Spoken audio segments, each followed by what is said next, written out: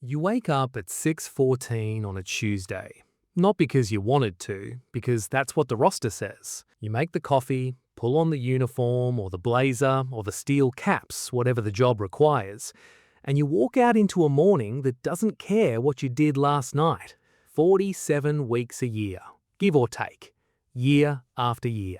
And somewhere across the city, maybe across the country, someone else woke up the same morning, same Tuesday, same 6:14, except they didn't go anywhere.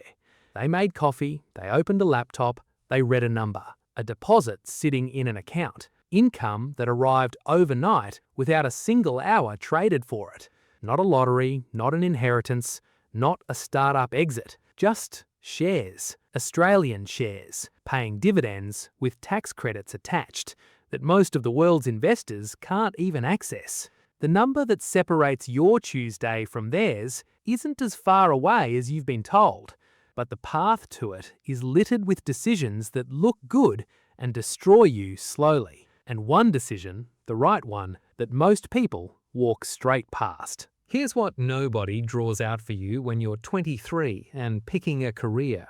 Every dollar you earn from a wage gets taxed on the way in. Then you spend what's left. If you're smart, you put some away. That portion gets taxed again on the way out, through capital gains, through super contributions caps, through income tax on interest.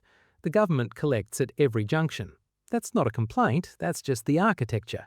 But here's what the architecture doesn't tell you. Australian companies operate under a completely different set of rules. When BHP or CommBank or Woolworths earns $1 of profit, it pays 30 cents of company tax on it immediately. Then it pays the remainder out to shareholders as a dividend. Most countries, the US, the UK, most of Europe, tax that dividend again in the hands of the investor. The company paid tax, you pay tax. The same dollar gets taxed twice. But Australia said no. Back in 1987, Paul Keating's government introduced a system called dividend imputation, franking credits. The mechanics are this. The company tax already paid flows through to you, the shareholder, as a credit. You don't get taxed twice. You get a refund on the tax that was already paid on your behalf. If your tax rate is lower than 30%, as it is for most early retirees, most retirees full stop, and anyone drawing modest income from a portfolio, the Australian Tax Office refunds you the difference in cash. Cash, not a deduction, not a paper reduction, actual dollars deposited into your account. This is the mechanism.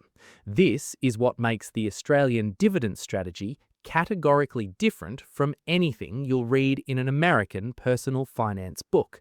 The comparison doesn't apply. The rules are not the same. Now, zoom out. In the United States, if you own shares in an S&P 500 ETF and that fund pays dividends, you're paying federal income tax on every cent of it. The company already paid corporate tax. Doesn't matter. The IRS bills you again. Depending on your income bracket, that's anywhere from 15% to 37% of every dividend dollar gone before you see it. On a $50,000 annual dividend income, you might clear $35,000 in a moderate tax year, maybe less. American personal finance culture has built an entire secondary doctrine around avoiding dividends for this reason. Grow the asset, sell portions, manage your capital gains rate carefully, because the dividend tax system is punishing enough that sophisticated investors actively structure around it. You don't have to. Here's what this looks like in practice in 2026. Assume you've built a portfolio of Australian shares and broad ETFs that pay fully franked dividends. Fully franked means the full 30% company tax has already been paid. You receive $50,000 in dividends over the financial year. Attached to that $50,000 is approximately $21,429 in franking credits, representing the company tax already paid. Your grossed-up income for tax purposes is $71,429. You pay tax on $71,429 at current ATO rates. Let's say that bill comes to roughly $14,000, accounting for the low income tax offset and your personal circumstances. But you have $21,429 in credits. You've already overpaid. The ATO writes you a check for approximately $7,400. Your actual tax on $50,000 of dividend income just came in negative. The government paid you to hold Australian shares. A US investor doing the same thing with S&P 500 dividends writes the check. Your portfolio receives one. So how much do you actually need? Let's build this from the ground up. No hand-waving, no round number optimism. The average dividend yield on the ASX 200, factoring in the broad index including industrials, financials, resources, consumer staples, sits at roughly 4.2 to 4.8% in 2026. Call it 4.5% as a working figure. Add in the value of franking credits and the effective grossed-up yield on a portfolio of high-quality, fully franked Australian shares, or ASX ETFs, sits closer to 6% to 6.4%. Target income, $50,000 per year, enough to cover rent or a modest mortgage, food, utilities, health cover, a car and discretionary spending without trading hours for it. At a 5.5% effective yield, conservative, achievable, sustainable, the maths is this. $50,000 divided by 0.055 equals $909,990. Call it $900,000. That is the number. That is what you need invested in quality, dividend-paying Australian assets to produce $50,000 per year without ever touching the principal. No employer, no roster, no Tuesday alarm that you didn't choose. $900,000. To most people reading this in 2026, that number sounds enormous. And it is. But here's the thing about enormous numbers. They're only paralyzing until you break them into the decisions that build them. And it's important to be clear about what $900,000 is not. It is not a lottery ticket. It is not an inheritance. It is not a property portfolio requiring tenants and maintenance schedules and negative gearing write-downs that depend on your income staying high. It is a number you get to by investing consistently, by understanding what compounds, and by not making the mistake that destroys this entire strategy before it ever gets off the ground. And there's another dimension to this that a lot of foreign financial media simply can't cover because it doesn't apply to them. Your superannuation balance is working in parallel. If you're 32 years old in 2026 with $85,000 sitting in super earning 7% annually on average with compulsory employer contributions of 11.5% continuing to feed it, that balance reaches approximately $700,000 to $850,000 by age 60 in today's dollars without a single voluntary contribution from you. The $900,000 outside super is your bridge. The super is the second phase, arriving automatically on schedule. The strategy isn't just achievable. For Australian workers with functional employment and a 10 to 20-year timeline, it's arguably the most structurally supported wealth-building pathway available anywhere on Earth. Now, this is where people wreck it. You find a company, ASX listed, paying a dividend yield of 12.3%. You run the maths. At 12.3%, you only need $406,500 to generate $50,000 a year. Less than half the capital. The strategy is twice as fast. You feel something like relief, like you found a shortcut nobody else noticed. You didn't find a shortcut. You found the trap. When an ASX-listed company's dividend yield reads 11%, 12%, 13%, that number is almost never a sign of generosity. It's a sign that the market has repriced the stock downward because informed participants have stopped believing the dividend is sustainable. Yield is calculated as the annual dividend divided by the current share price. When a share price falls 40%, but the company hasn't yet cut its dividend, the yield looks spectacular.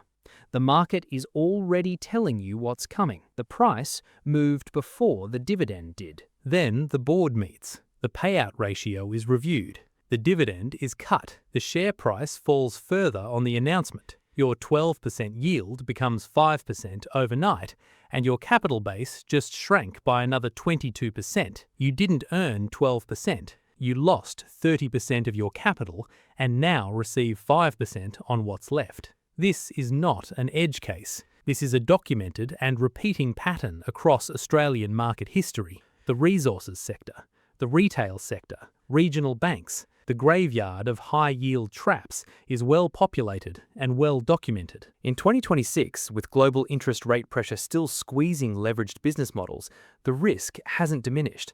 The alternative isn't glamorous, it's broad diversification.